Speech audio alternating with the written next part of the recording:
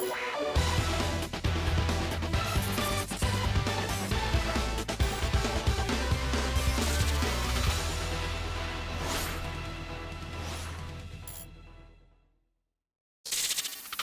everyone, how are you doing? This is MD Tech here with another quick tutorial.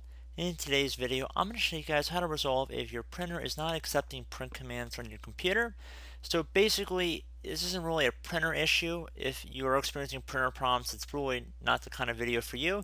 This is more on the Windows computer side. Like if your print queue is messed up and it's not printing anything out, this tutorial will be for you. So without further ado, let's jump right into it. And we're going to start by opening up the start menu. And you want to type in printer. Best match should say printer and scanner on Windows 10. Older versions of Windows, you still want to go underneath printers or something along those lines. So I'm going to select my printer from this list over here on the right. And then I'm going to left click on open in queue.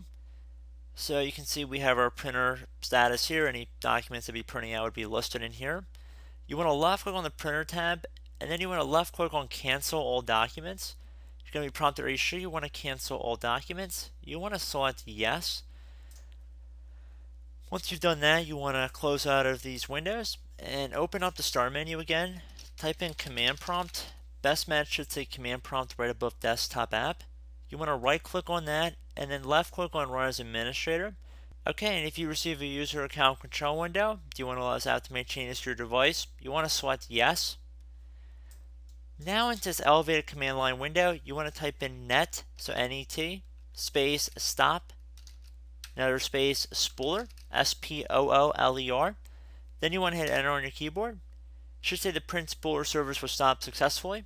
Once you're done typing that in, I'm going to have a command in the description of the video. I want you to copy from the description and paste it into this command line window.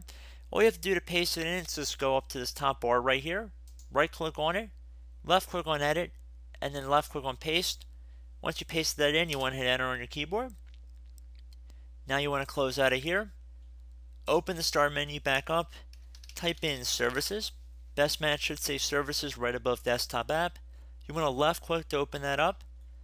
Now you want to go down to get to print spooler right here. Right click on it. Left click on properties.